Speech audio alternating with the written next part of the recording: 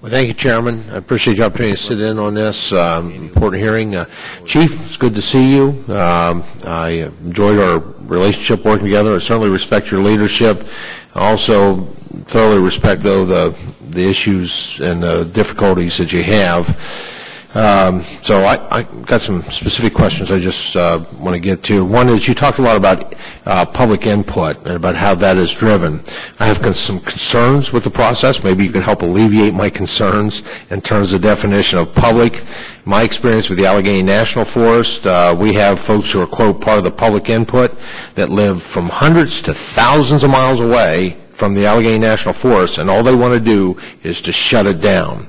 And so my question for you is pretty straightforward. Do you prioritize public feedback to honor the original agreements when this land was taken out of the private sector and put into the public sector as national forests in the input?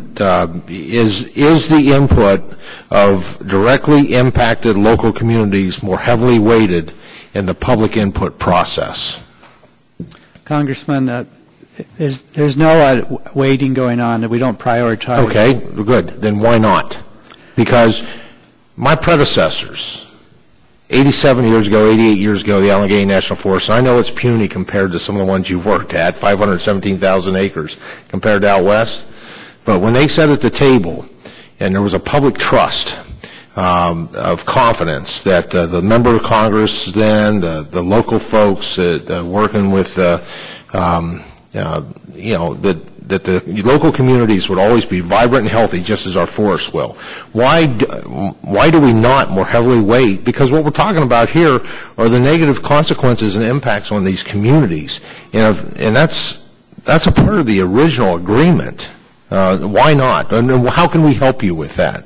Well, Congressman, these are national forests, and everyone has it. But those were taken out of local communities, and there was a trust and a document and a confidence with those local communities. Okay. But I would like to stress, though, that especially through these collaboratives, I mean, we get comments from people throughout the country, but the comments that we get from folks that are local, understand the situations, it's usually a much more informed a comment that actually helps us to be able to move forward versus a comment from somebody that's never been to your forest. So there's no priority setting, but it's more about what is the comment that's actually. Well, and let me move on to my next question, but just saying that there needs to be a weighting of priorities. That's a responsibility and a promise that we need to fulfill.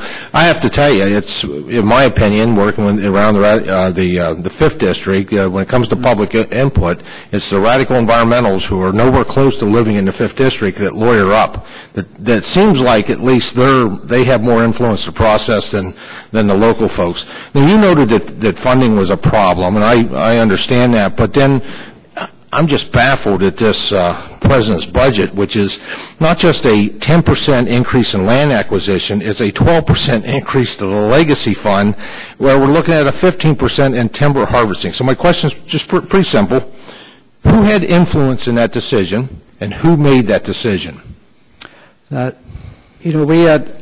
We submit our request to our budget, and it goes into the Office of Management. So was that the request that you specifically made to the I support the President's request. I know you support, but is that you told me that you just said that you submit, and I appreciate that, because with your experience, they should be listening to you. I don't think they are, but I have a lot of respect for you, Chief. Starting as a firefighter, you understand this. You lived in many of these communities. Who influenced that? Was it you? Was that a specific input and recommendation that you made to the President's budget? I support the LWCF based on by acquiring those lands, we can reduce our administrative costs. And I wanted to point out that it's a $5 million increase. At the same time, with our integrated resource restoration, we had a much larger increase in our request in that fund to be able to get more work done. So I think we need to keep this in balance. Well, Chief, I didn't manage forests for 30 years, but I did manage rehab and hospitals. And every time I added a department, it added overhead costs that were new costs that were incurred. And when you're adding new land, it makes a challenge. And I don't have time for my third question, but it really had to was just do we have the capacity, I guess, I'm going to ask anyway, do you have the capacity to be able to manage these forests in a healthy way? You talked about 12 million acres. How many, so one simple question, the 12 million acres you're going to be able to do, and you don't, in your own words, you don't think you'll have the resources, the ability to really address that. How many acres total does the U.S. Forest Service manage? Well, and we manage 193 million acres in total. And each year we've been doing close to 4 million acres of restoration work. A lot of that's through the use of fire, but also with mechanical treatment. The key for us to be able to do more work is to continue to find more efficiencies that we've been able to put in place over the last few years, and at the same time to be able to make this more economical.